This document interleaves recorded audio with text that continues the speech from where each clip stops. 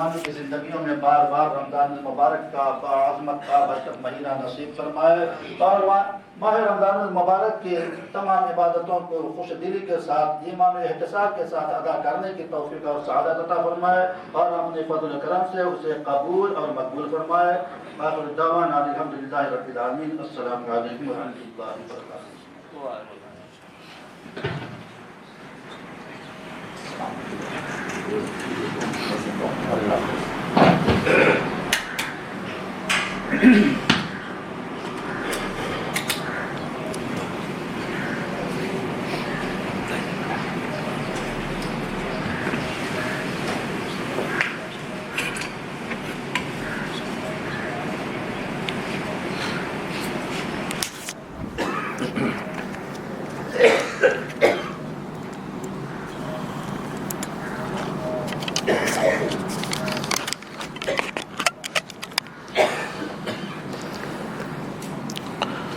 السلام علیکم ورحمۃ اللہ وبرکاتہ. نحمده ونصلي ونسلم على حبیبہ الکریم. اما بعد فاعوذ باللہ من الشیطان الرجیم. بسم اللہ الرحمن الرحیم. یا ایہا الذین آمنوا کتب علیکم الصیام کما کتب علی الذین من قبلکم لعلکم تتقون. صدق اللہ مولانا العظیم وبلغنا رسولہ النبی الامین الکریم ونحن علی ذلک لمن الشاہدین والشاکرین والحمد للہ رب العالمین. انتہائی عقیدت و محبت کے ساتھ بارگاہ رسالت میں درود و سلام کا نذرانہ محبت پیش کر لیجیے. اللہم صلی علی سیدنا و مولانا محمد ماہد الجود والکرم وآلہ الکرام وابنہ الکریم وبارک وسلم. صلاۃ و سلاما علیک یا سیدی یا رسول اللہ صلی اللہ تعالی علیہ وسلم. اللہ تعالیٰ کا بڑا فضل، اس کا احسان، اس کا کرم کہ ہماری زندگی میں ایک بار پھر رمضان المبارک کی بہاریں آئیں اور اس کے مقدس و مبارک شب و روز جلوہ فرما ہوئے، اور اس رب قدیر نے ہمیں رمضان المبارک کے دنوں میں روزہ رکھنے اور راتوں میں قیام کرنے کی توفیق عطا فرمائی. یہ اس کا فضل عمیم ہے. رمضان المبارک یہ مبارک و مسعود مہینہ جس کے بارے میں آپ نے پہلے بھی سنا اور ابھی امام صاحب سے بھی سماعت کر رہے تھے. اس مہینے کا روزہ اس امت پر فرض ہوا. اس مہینے کا روزہ یہ اس امت ہی کے لیے خاص ہوا.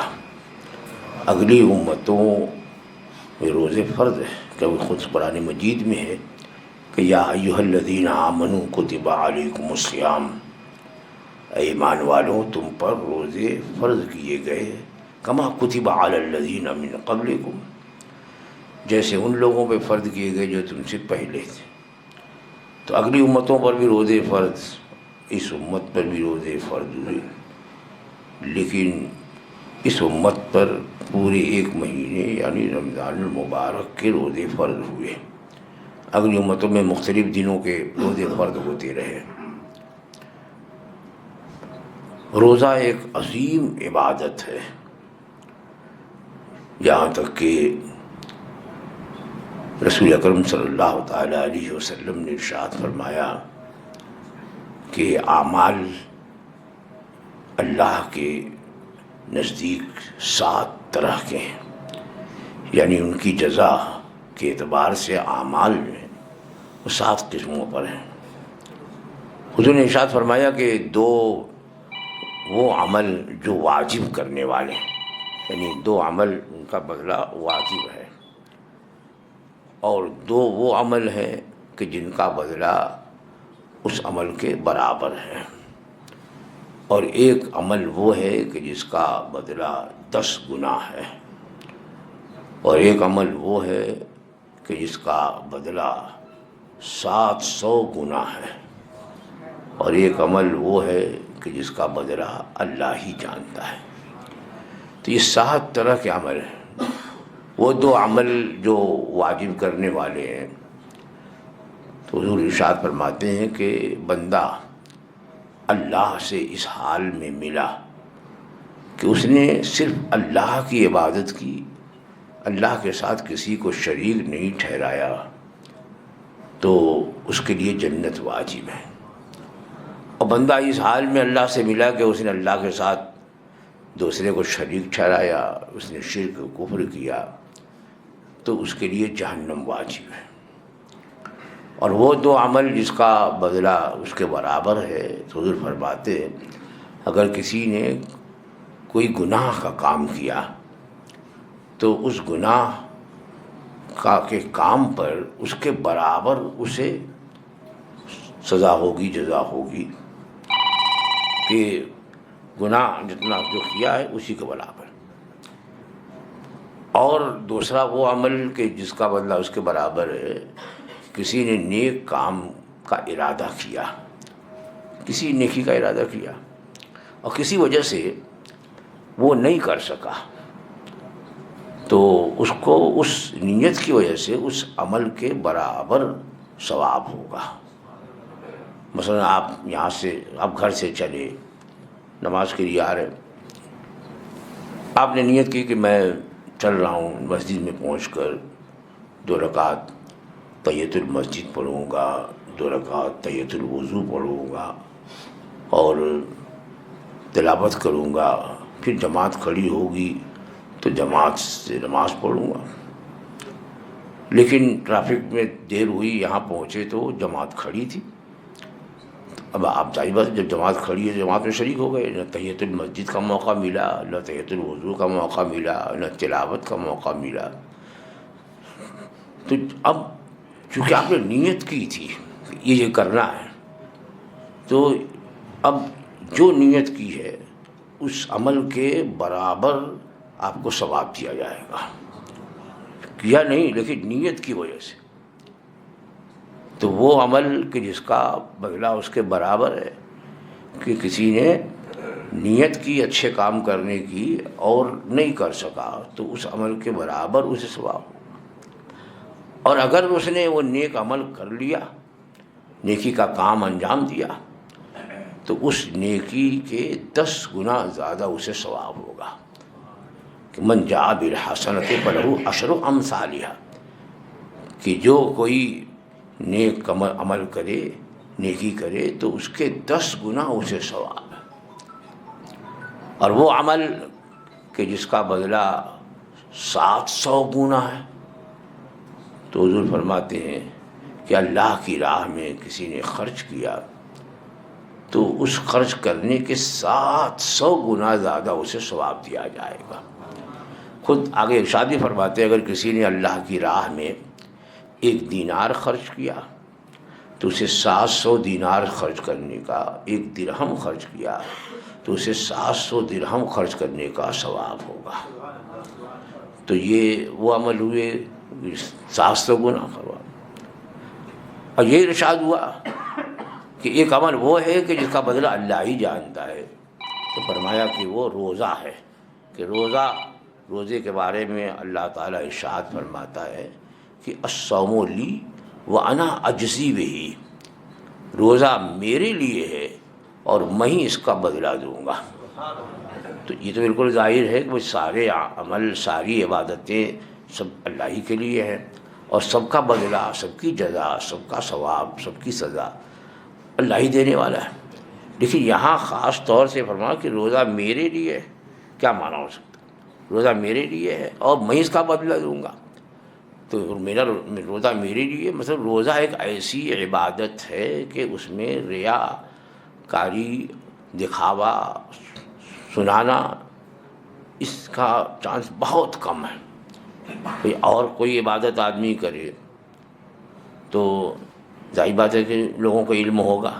نماز پڑھ رہا ہے تو لوگ جانیں گے کہ نماز پڑھ رہا ہے. حج کو جا رہا ہے تو لوگ پتہ چلا کہ حج کو گیا، عمرے کو گیا. قربانی کر رہا ہے تو پتہ چلے گا. کسی کو زکوٰۃ دے، صدقہ دے، کم از کم اس کو تو معلوم ہوگا جس کو دے گا وہ. تو اور اعمال دوسروں کو معلوم ہوتے ہیں. اب اس میں ریا کا بہت زیادہ چانس، یہاں تک کہ ابھی حدیث پاک میں ہے کہ کوئی نماز کے لیے کھڑا ہوا، ریا سما کچھ نہیں، لیکن نماز کے لیے کھڑا ہوا، اتنے میں اس کو احساس ہوا کہ مجھے کوئی نماز پڑھتے ہوئے ایک دو آدمی دیکھ رہے ہیں، تو اس نے نماز میں ذرا اچھائی، یعنی طویل قیام، طویل رکوع، ٹھہر ٹھہر کر کے اس کو دیکھ رہے ہیں لوگ. تو اب یہ دخل ہو گیا غیر کا. یہی ریا ہے، دکھاوا ہے. اور جب ریاکاری ہوگی تو اس کا ثواب کہاں ملنے والا ہے؟ وہ اصل عبادت تو اس کے منہ میں مار جائے گی.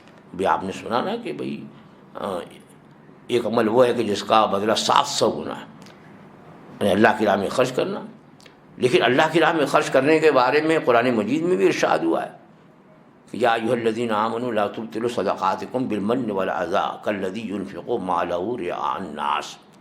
اے ایمان والو، تم لوگ اپنے صدقے کو باطل مت کرو، برباد مت کرو، بالمن والعذی، احسان جتا کر، تکلیف دے کر، اور اس شخص کی طرح سے کہ جو اپنا مال دکھاوے کو خرچ کرتا ہے، یعنی دکھانے کے لیے خرچ کرے تو اس کا بھی کچھ ثواب، برباد ہے وہ. تو کوئی بھی عمل ہے اس میں زیادہ چانس ہے کہ آدمی ریا کرے، سما کرے، دکھاوا، سنانا. لیکن روزہ تو اللہ اور بندے کے درمیان راز ہے. اگر بندہ کسی کو بتانا نہیں چاہے تو کوئی جان ہی نہیں سکتا. روزہ ہے اور نہیں بتایا، کسی کو پتا نہیں، اللہ جاننے والا ہے کہ بندہ جو میرے لیے روزہ رکھے. اور اگر روزہ نہیں رکھے اور جتانا چاہے تو سب کو پتہ چل جائے گا کہ یہ روزہ ہے، حالانکہ ہے نہیں روزہ. کتنے ایسے ہیں کہ روزہ نہیں رکھتے لیکن دکھاوا ایسا کرتے کہ جیسے لگ رہا ہے کہ آج اس کو بہت روزہ لگا ہوا. گھر سے کھا پی کر کے چلے، باہر نکلنے سے پہلے اچھی طرح رگڑ کے ہونٹ کو خشک کیا، باہر نکلا تو لوگ سمجھے ہاں یار آج اس کو زیادہ پیاس لگی ہے، حالانکہ روزہ ہے ہی نہیں وہ. تو روزہ ایک ایسی عبادت ہے کہ بندہ اگر ظاہر نہ کرنا چاہے تو کسی پر ظاہر نہیں ہو سکتا ہے، صرف اللہ جاننے والا ہے. تو اس لیے اللہ تعالیٰ نے روزے کے بارے میں کیا فرمایا؟ الصوم لی، روزہ میرے لیے ہے، وانا اجزی بہ. ہر عمل کا بدلہ جو اللہ ہی دے گا، لیکن روزے کے بارے میں اس لیے فرمایا وانا اجزی، میں اس کا بدلہ دوں گا. کہ اور عمل کا جو بدلہ ہے، جو اس کا ثواب ہے، وہ ظاہر فرما دیا گیا کہ کسی عمل کا بدلہ 10 گنا ہے، کسی کا 700 گنا ہے، کسی کا 2 گنا ہے. لیکن روزہ اس کے بارے میں اللہ تعالیٰ نے یہ نہیں فرمایا کہ اس کا اتنا ثواب ہے، بس یہ فرمایا کہ وَأَنَا أَجْزِي بِهِ، میں اس کا بدلہ دوں گا. تو حضور فرماتے ہیں کہ وہ روزہ ہے جو اس کا اجر جو ہے اللہ ہی جانتا ہے. اس کا اجر کیا ہے، کیا عطا فرمائے گا وہ بندے کو، یہ اللہ جانتا ہے. تو یہ روزہ ایک عظیم عبادت ہے، اور روزے کے ذریعے انسان کو پرہیزگاری حاصل ہوتی ہے. اسی لیے جہاں روزے کی فرضیت کا بیان ہوا تو وہیں یہ بھی ارشاد ہوا لعلکم تتقون، یعنی اے ایمان والو تم پر روزے فرض کیے گئے جیسے تم سے پہلے والوں پہ فرض کیے گئے کہ تمہیں پرہیزگاری حاصل ہو. لعلکم تتقون، پرہیزگار بن جاؤ. تو روزہ اگر کوئی رکھتا ہے تو اس کے ذریعے وہ اسے تقوی حاصل ہوتا ہے، پرہیزگاری حاصل ہوتی ہے.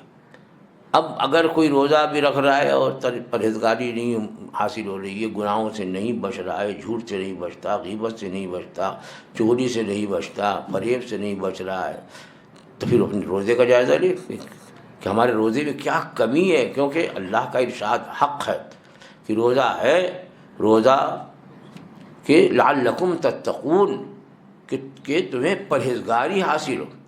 اب روزہ رکھ کر کے اگر آدمی میں تقوی نہیں آ رہا ہے، پرہیزگاری نہیں آ رہی ہے، تو چاہیے یہ کہ وہ اس روزے کا جائزہ لے.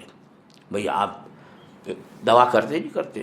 اب دوا کرنے کے اب دوا ڈاکٹر لکھ دیا بھائی کہاں جی اس بیماری کی یہ دوا ہے, اس کو صبح کھاؤ, شام کھاؤ, دوپہر کھاؤ. آئے آپ نے 1 دن کھایا, 2 دن کھایا, 3 دن کھایا, نہ ٹمپریچر کم ہو رہا ہے, نہ بخار کم ہو رہا ہے, نہ درد, تو کیا وہ کھاتے رہو گے آپ؟ نہیں, اب وہ جائزہ لوگے بھائی یہ کیا بات ہے, یہ دوا کیوں نہیں سوٹ کر رہی. تو دیکھا تو بھائی جو دوا کر رہے تھے تو اس ڈیٹ ایکسپائر ہے اس کی, بجائے فائدہ کرنے کے جو ہے وہ نقصان پہنچائے گی. تو یہ آپ غور کریں گے یا ڈاکٹر بدلیں گے. یہاں تو اس کا فرمان ہے کہ جس کے فرمان میں لا ریب فیہ, کوئی شبہ نہیں, کوئی شک نہیں. تو بے شک روزے سے تقویٰ اور پرہیزگاری حاصل ہوتی ہے, بشرطے کہ آدمی خلوص و للہیت کے ساتھ روزے کو پابندی سے, جو اس کی پابندیاں ان کے ساتھ روزہ رکھے. اسی لیے میرے آقا صلی اللہ تعالیٰ علیہ وسلم نے ارشاد فرمایا کہ کچھ روزے دار ایسے ہیں کہ انہیں بھوک اور پیاس کے سوا کچھ نہیں. یا اللہ, ایک طرف تو یہ ارشاد ہے کہ اللہ فرماتا ہے کہ روزہ میرے لیے میں ہی بدلہ دوں گا, اور روزے کا ایسا بدلہ ہے کہ اللہ ہی جانتا ہے, اس کا بدلہ تو قیامت ہی میں دیا جائے گا. اور یہاں سرکار فرما رہے ہیں کہ کچھ روزے دار وہ ہے کہ بھوک اور پیاس کے سوا کچھ نہیں ہے, بھوکا ہے, پیاسا ہے, لیکن کچھ حاصل نہیں ہے. کیوں کہ وہ روزے میں جن چیزوں کی پابندی ہے, بھئی ایک پابندی تو وہ ہے کہ آدمی کھانے پینے سے, جماع سے باز رہے, اس کے ساتھ ہی ساتھ وہ اپنی نگاہ, اپنی زبان کو کنٹرول کرے. حضور فرماتے ہیں کہ روزے میں روزے جھوٹ, غیبت جو ہے یہ روزے کی نورانیت کو ختم کر دیتے ہیں. خاص طور سے اب دیکھیے غیبت کے معاملے میں تو بہت لوگ بے احتیاط ہو گئے, وہ سمجھتے ہی نہیں کہ گناہ معاذ اللہ, جبکہ غیبت کرنا یہ گناہ کبیرہ ہے, اور اتنا سخت گناہ ہے کہ اللہ تعالیٰ نے ارشاد فرمایا کہ یا ایھا الذین آمنوا لا یغتب بعضکم بعضا, اے ایمان والے تم میں سے ایک دوسرے کے غائبانے میں برائی نہ کرے, اس کی غیبت نہ کرے. پھر آگے کیا فرمایا کہ لا یغتب بعضکم بعضا ایحب احدکم ان یأکل لحم اخیہ میتا فکرہتموہ, کیا تم میں کا کوئی پسند کرے گا کہ اپنے مرے ہوئے بھائی کا گوشت کھائے؟ بھائی کی لاش رکھی ہے, وہ نوچ نوچ کے کھائے گا کوئی؟ بھئی تصور بھی نہیں کر سکتا آدمی کسی مرے ہوئے بھائی, تو بھائی ہے, عام آدمیوں کا بھی گوشت کھانے کا تصور کر لے تو اس کو گھن آ جائے, الٹی آ جائے. فکرہتموہ, اللہ فرماتا تو تم اس کو ناپسند کرو گے. تو جس طرح سے مرے ہوئے بھائی کا گوشت کھانا, ویسے ہی اپنے مسلمان بھائی کی غیبت کرنا بھی ہے, یہ غیبت کرنا ہو. اور روزے غیبت میں تو آپ بیٹھے افطار کے لیے بیٹھے غیبت ہو رہی ہے, ارے فلاں جگہ کل دیکھو دعوت تھی, بڑا شور تھا, لیکن نہ یہ تلن تھا, نہ وہ یہ تھا, نہ وہ تھا. یہ غیبت نہیں اور کیا ہے. تو روزے میں ان سب باتوں سے بچے, پرہیز کرے, نہ غیبت کرے, نہ جھوٹ بولے, نہ جھگڑا کرے. یہاں تک کہ حدیث پاک میں کہ اگر کوئی اس سے جھگڑا کرے تو اس سے بول دے بھائی میں روزے سے ہوں, یعنی اس کا جواب دینے کے بجائے کہ وہ چلا کے بول رہا ہے تو یہ اور زور سے چلائے, تاکہ لوگوں کو پتہ چلے کہ واقعی اس کو روزہ لگا ہوا ہے. کیا روزہ لگا؟ روزہ لگتا تو جھگڑا کرتا ہے. روزہ جس کو لگ جائے وہ پرہیزگار بن جائے گا, کہ جھگڑا کرے گا, لڑائی کرے گا, گالی پہ گالی دے گا وہ. تو روزے کی نورانیت کو آپ ان چیزوں سے ختم نہ کریں. اور روزہ میں جو چیزیں واقعی پابندی کے کرنے کا جو حکم دیا گیا ہے ویسا اگر روزہ رکھیں تو آپ دیکھیے گا کہ روزے کیسا اثر ہوتا ہے. اور اس کا اثر یہی ہے کہ آدمی کو پرہیزگاری حاصل ہو جائے. اللہ تعالی ہمیں اور آپ تمام لوگوں کو رمضان المبارک کی برکتوں سے بھرپور حصہ عطا فرمائے, اور آنے والا عشرہ مبارک مغفرت کا عشرہ ہے. اللہ تعالی اس مقدس عشرے میں ہم سب کی مغفرت فرمائے, اور رمضان المبارک قدر کرنے کی ہمیں توفیق عطا فرمائے. وآخر دعوانا الحمدللہ رب العالمین. السلام علیکم. وعلیکم السلام. عورتیں احرام کی حالت میں جوتے پہن سکتی ہیں یا نہیں؟ بھئی یہ احرام کا مسئلہ ہے. آج کل عمرے کے لیے بہت جا رہے ہیں, تو مردوں کو تو جوتا پہننا منع ہے, چپل پہنے. جوتا یہ جو ہے جوتا اتنا آگے تک ہے کہ یہ وسط قدم کا جو بیچ حصہ ہے یہ چھپ جائے تو ایسا جوتا پہننا مردوں کو منع ہے، لیکن عورتوں کے لیے نہیں، عورتیں جوتا بھی پہن سکتی ہیں، اور مگر جوتے میں مردانہ نہیں، کیونکہ عام دنوں میں بھی عورتوں کو مردانہ جوتا پہننے پر سخت حدیث پاک میں حکم آیا اس کا، مردانی صورت نہ بنائے، حالانکہ صورت نہیں پیر میں، لیکن پھر بھی فرمایا اور بہت سختی سے منع کیا۔ تو جوتا اگر وہ ہے جو زنانہ ہے تو پہن سکتی ہیں، وہ تو موزہ بھی پہن سکتی ہیں، موزہ آتا ہے، چمڑے کا موزہ آتا ہے، ریگزین کا موزہ آتا ہے، تاکہ چلنے میں آسانی ہو۔ تو عورتوں کے لیے نہ دستانے کی پابندی ہے، نہ موزے کی پابندی ہے، سر ڈھکنے کی، بلکہ سر ڈھکیں، وہ صرف چہرے کی گولائی جو ہے یہ کھلی رہے، اس کا ڈھکنا چھپانا منع ہے، جوتا پہن سکتے ہیں۔ ہمارے بیٹے کی منگنی کو 8 مہینے ہوئے ہیں، تو ہم نے بہو کو جو زیورات دیے ہیں کیا اس کی زکوٰۃ اس سال نکالی جائے گی یا نہیں؟ یعنی ابھی شادی نہیں ہوئی لیکن منگنی میں جو ہے وہ زیورات بہو کو دیتے ہیں۔ تو ہندوستان میں جو رواج ہے وہ یہ ہے کہ شوہر کے گھر سے یا شوہر کی طرف سے جو دلہن کو زیورات وغیرہ چڑھائے جاتے ہیں اس کا مالک جو ہے وہ شوہر ہوتا ہے، اس کو مالک نہیں بناتے ہیں، عورت کو مالک نہیں۔ یہی وجہ ہے کہ جب طلاق وغیرہ مسئلہ ہوتا ہے تو سب سے پہلے زیور کا بھی مسئلہ آتا ہے کہ ہم نے یہ دیا تھا، یہ زیور دیا، یہ زیور دیا، پوری ایک ایک لسٹ نکال کر کے اور پورا زیور واپس لیتے ہیں۔ اگر مالک بنا دیں گے تو واپس نہیں لے سکتے، کیونکہ وہ میاں بیوی کا معاملہ ہے۔ میاں بیوی میں اگر ہبہ ہو جائے، بیوی ہبہ کرے یا شوہر ہبہ کرے ایک دوسرے کو، تو وہ واپس نہیں لے سکتے۔ لیکن یہاں یہ ہبہ نہیں ہے، یہ استعمال کے لیے ہندوستان کا یہی رواج ہے۔ اس لیے اسی رواج کی بنیاد پر فتویٰ یہی ہے کہ اس زیور کا مالک جو ہے وہ شوہر ہے۔ تو اب شوہر اگر پہلے سے مالک نصاب ہے اور 8 مہینہ پہلے زیور خریدا ہے اور بیوی کو دیا استعمال کے لیے، ابھی شادی نہیں ہوئی ہے، منگنی ہوئی ہے، منگنی والی بیوی، تو اب یہ زکوٰۃ جو ہے چونکہ پہلے سے مالک نصاب ہے، جب اس کے نصاب کا سال پورا ہوگا تو جو جتنا بھی اس کا سونا ہے، زیور ہے، کیش ہے، سب کی زکوٰۃ جو ہے اس پر ہوگی، شوہر پر ہوگی، اس کی زکوٰۃ بیوی پر نہیں ہے۔ اور بیوی کو میکے سے جو زیور ملتا ہے یا جہیز ملتا ہے اس کی مالک بیوی ہوتی ہے، اور اگر وہ نصاب تک ہے اور مال زکوٰۃ ہے تو اس کی زکوٰۃ جو ہے وہ بیوی پر ہوگی۔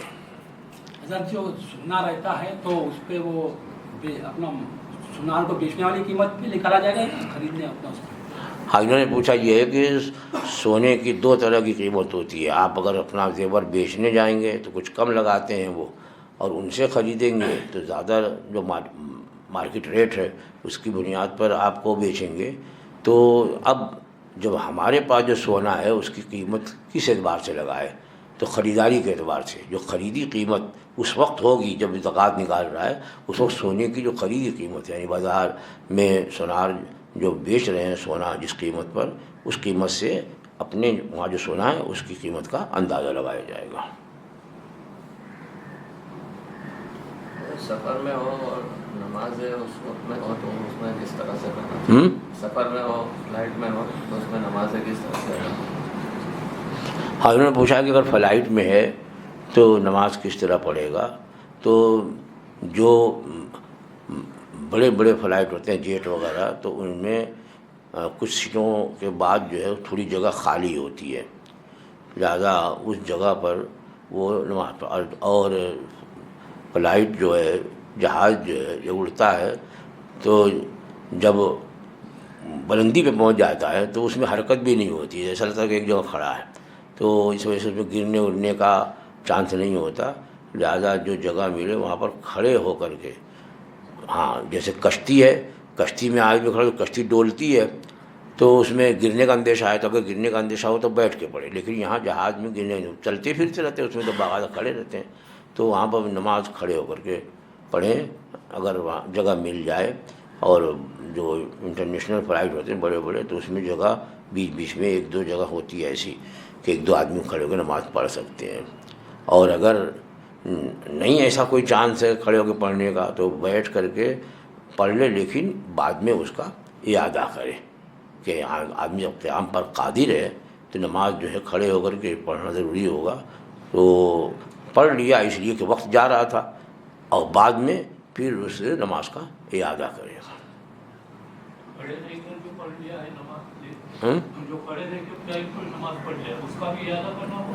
نہیں ہے اس میں. آپ نے سوال کیا، اچھا کیا کہ فلائٹ میں اگر جو نماز پڑھی باقاعدہ کھڑے ہو کر کے، تو کیا ٹرین والا حکم ہے؟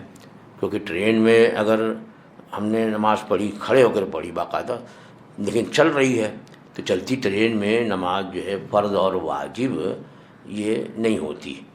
نفل ہو جائے گی، لیکن چلتی ٹرین میں فرض اور واجب نماز اور واجب حکمی اس کے نہیں پڑھے گا. وہ اگر پڑھ لیا، جیسے وقت نکل رہا ہے، اب ٹرین میں بعض ٹرینیں ایسی ہیں کہ کئی گھنٹے چلتی رہتی ہیں، نماز کا وقت نکلنے کا اندیشہ رہتا، نہیں رکتی ہیں، تو وہ اگر نماز کا وقت جانے کا اندیشہ ہے تو وہ نماز چلتی ٹرین میں پڑھ لے، کہ تاکہ استعمار امر، یعنی ہم نے اپنی طرف سے جو حکم ہوا ہے اس کے ماننے کا پورا اہتمام کیا، تو پڑھ لے، اور بعد میں پھر جب موقع ملے تو اس نماز کا اعادہ کرے. یہ ٹرین کی بات ہے. لیکن فلائٹ میں اگرچہ چل رہا ہے اور پڑھے گا تو ہو جائے گی، اس لیے کہ یہاں ایک، اب آپ سوچ رہے ہو کہ کیا فرق ہے، دونوں تو چل رہے ہیں.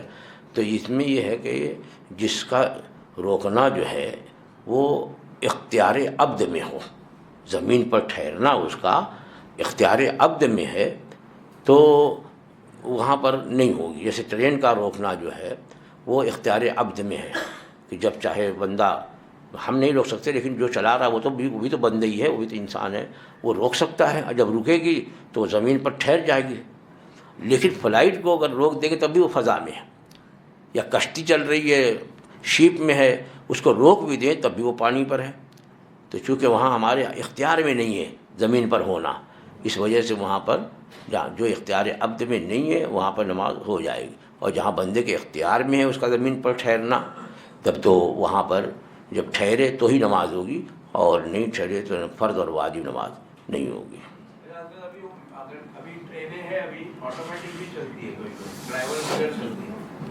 بھئی آٹومیٹک ہے تب بھی تو اختیار عبد ہے. ڈرائیور نہیں رہتا، ایک اسٹاپ سے دوسرے اسٹاپ پہ رکے گی، وہ بیچ میں نہیں رکے گا. اگر کچھ بیچ میں آ گیا تو آٹومیٹک رکے گی، نہیں تو نہیں رک سکے. ہاں وہی آٹومیٹک ہے. وہ آٹومیٹک رکنے اور چلنے کا کس کے اختیار میں ہے؟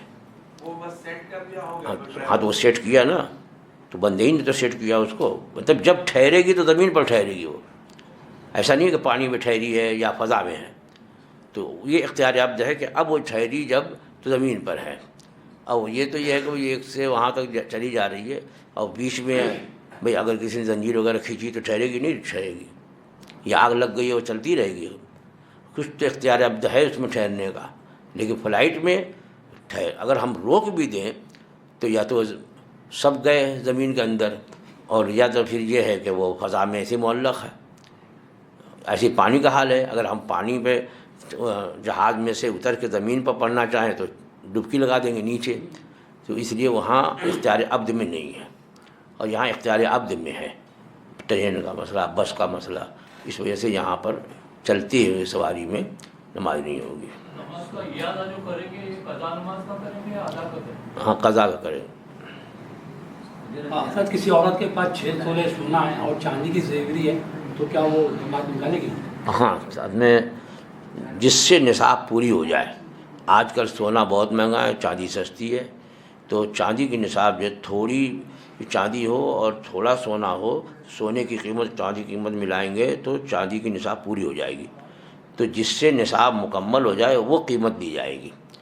تو 6 تولہ تو بہت ہو گیا. 1 تولہ بھی آج اس وقت جو بھاؤ چل رہا ہے، کسی کے پاس 1 تولہ سونا ہے اور تھوڑی سی چاندی ہے تو چاندی کا نصاب تو ہو جائے گا، کیونکہ وہ 4.70 یا اس سے اوپر بھاؤ جا رہا ہے نا سونے کا. اور چاندی جو ہے وہ اس کی نصاب جو ہے 612 گرام. 612 گرام چاندی میرے خیال زیادہ سے زیادہ جو ہے 50 یا 60 ہزار میں مل جائے گی. تو اب 1 تولہ سونا اور تھوڑی چاندی، ہاں صرف سونا ہے، پیسہ نہیں ہے، چاندی نہیں ہے، تب تو نصاب صرف سونے کا دیکھیں گے. لیکن اگر دونوں ہے تو جس سے نصاب پورا ہو جائے وہ قیمت دی جائے گی. تو چاندی کی نصاب پوری ہو جائے گی. اگر تھوڑا سونا اور تھوڑی چاندی ہے تو چاندی کی نصاب پوری ہو جائے گی، لہٰذا چاندی کا بھاؤ لگائیں گے. اور ایک ہی چیز ہے، صرف چاندی ہے، سونا نہیں ہے پیسہ، تب چاندی کے نصاب دیکھیں گے، اور صرف سونا ہے چاندی ودی بالکل نہیں ہے تو سونے کے نصاب دیکھیں گے، اور دونوں ہے تو جس سے نصاب پوری ہوتی ہے وہ بھاؤ لیا جائے گا۔ کیا حضرت شریعت میں 1 تولہ 10 گرام ہوتا ہے کہ اور زیادہ ہوتا ہے؟ تولہ جو ہے وہ پرانا وزن ہے، آج کل یہ 10 گرام کا ہے، وہ تولہ نہیں ہے، وہ 10 گرام ہے۔ تولہ جو ہوتا ہے وہ تقریباً 11.5 پونے 12 گرام کے قریب ہوتا ہے۔ یہ ایک تولہ جو ہوگا، پرانا جو تولہ آتا تھا وہ 11 بھر یا 11.5 بھر کا یا 11.5 ماشا، تو یہ گرام جو ہے وہ 10 گرام یہ کم ہوا ایک تولے سے، لہذا 7.5 تولہ اگر 10 گرام کے حساب سے لیں گے 7.5 تولہ تب تو 75 گرام ہوا، حالانکہ 75 گرام نہیں ہے بلکہ سونے کی نصاب جو ہے وہ 87.5 گرام ہے، 87.5 گرام سونا جو ہے یہ 7.5 تولہ سونا ہوا آج کے گرام کے حساب سے۔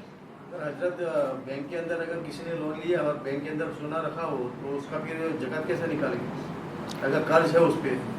بھائی وہ تو بینک میں رکھا ہے تو گروی ہے، گروی ہے، گروی پہ زکوٰۃ نہیں ہے۔ لائف انشورنس پالیسی پہ زکوٰۃ دینا پڑے گا، پریمیم بھرے ہیں؟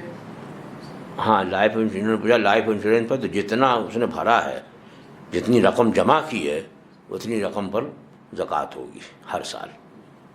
عصر کی نماز اگر فلائٹ میں بیٹھنے کے بعد پڑھے گے تو قصر پڑھیں گے یا پھر پوری پڑھیں گے؟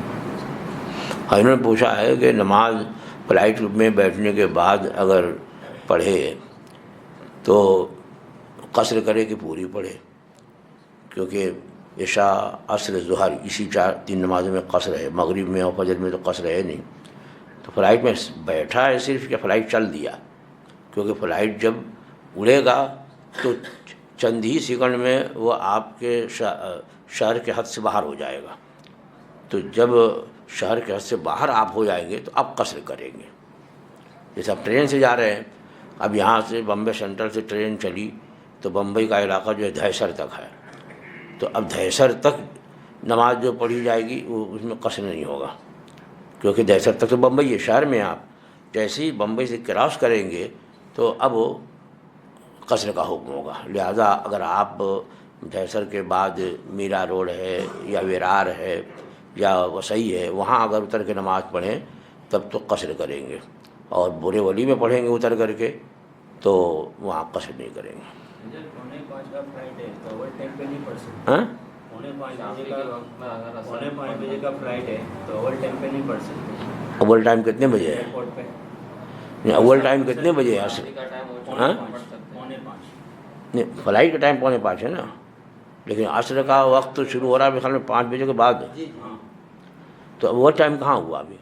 نہیں پڑھ سکتے، شافعی کے حساب سے بتا رہے ہیں، شافعی کے حساب سے پڑھ سکتا ہے سفر میں۔ اگر پڑھ لیا وہ بھی صرف ظہر کے لیے ہے اور نماز نہیں، کیونکہ ظہر کے وقت میں ہمارے ائمہ کا خود اختلاف ہے، اس لیے اگر کسی نے پڑھ لی ظہر جو ہے اس میں امام شافعی کا جو وقت شروع ہو جاتا ہے تو اس وقت میں اگر پڑھ لیا اس نے تو اعادے کی ضرورت نہیں ہے، اصل میں نہیں پڑھ سکتے۔ عصر کی بس، اور عشاء پہلے پڑھے گا تو نہیں ہوگی۔ فلائٹ میں قرآن شریف اوپر رکھ سکتے ہیں، اوپر جو سامان رکھتے ہیں؟ ہاں قرآن شریف اوپر رکھنے میں تو یہ احترام ہے، بے ادبی تو نہیں ہے۔ غریب بچیوں کے شادیوں میں زکوٰۃ کو پیسہ دینا کیسے؟ بھائی زکوٰۃ کی رقم کے لیے مستحق کو مالک بنانا شرط ہے، ورنہ زکوٰۃ ادا نہیں ہوگی۔ اب غریب بچی ہے، اب غریب بچی اگر وہ بالغہ ہے اور اس کے پاس مال نہیں ہے کہ جو نصاب تک پہنچے تو اس کو پہلے مالک بنائے، وہ قبضہ کرے، اس کے بعد پھر خرچ کرے۔ اور ڈائریکٹ آپ خرچ کرو گے کہ بھائی چلو میری طرف سے کھانا رہے اور کھانا کا پیسہ جو ہے آپ زکوٰۃ میں دو گے، تو وہ چونکہ کھانے میں یہ دعوت جو کھلائی جاتی ہے وہ تملیک نہیں ہوتی، آدمی کو مالک نہیں بناتے، بلکہ جتنا کھاؤ کھاؤ، یہ مباح اباحت ہے، اباحت سے زکوٰۃ ادا نہیں ہوتی ہے، تملیک سے زکوٰۃ ادا ہوگی۔ فرق یہ ہے کہ اس چیز کا سامنے والے کو مستحق کو مالک بنا کے قبضہ دے دیا، تو ضابط وغیرہ بھی ہوتا نہیں ہے. اس وجہ سے جو مستحق ہے مال زکوٰۃ اس کے قبضے میں دے، اس کو مالک بنا دے. اب وہ جہاں چاہے خرچ کرے جائز مقام پر، تو آپ کی زکوٰۃ ادا ہو جائے گی اور اس کا جو جائز کام ہے وہی ہو جائے گا. مکہ میں 10 دن، مدینہ میں 10 دن، تو قصر پڑھنا ہے. انہوں نے پوچھا ہے کہ 10 دن مدینہ شریف میں 10 دن مکہ شریف میں، تو قصر تو ظاہر بات ہے ایک جگہ 15 دن ٹھہرنے کی جب تک نیت نہیں ہوگی قصر ہوگی. ایک جگہ 15 دن ٹھہرنے کی نیت کر لیا تو اب قصر نہیں کریں گے. اور 10 دن 12 دن 14 دن کی نیت کی ہے، یا نیت کی 10 دن کی، اور پھر 10 دن ہونے سے پہلے یا 10 دن ہونے کے بعد ہی پروگرام بڑھ گیا، 10 دن اور ہو گیا، تو اگرچہ پورا 20 دن ہے لیکن اب بھی قصر کریں گے. مستقل ایک جگہ جو ہے 15 دن کی نیت ہوگی تو آدمی مقیم ہوگا. جماعت کے ساتھ پڑھاتے جو ایک مہینہ رکتے ہیں ان کے پیچھے پڑھے تو جماعت کے ساتھ پڑھنا ہے. اگر سنی صحیح العقیدہ امام ہے اس کے پیچھے پڑھ رہے ہیں اور وہ مقیم ہے تو پوری پڑھیں گے. اور اگر امام مقیم نہیں ہے، مسافر ہے، تو وہ قصر کرے گا، اور پیچھے جو مسافر ہیں وہ قصر کریں گے، اور جو مقیم ہے وہ بعد میں اپنی 2 رکعت پوری کر لیں. چلیے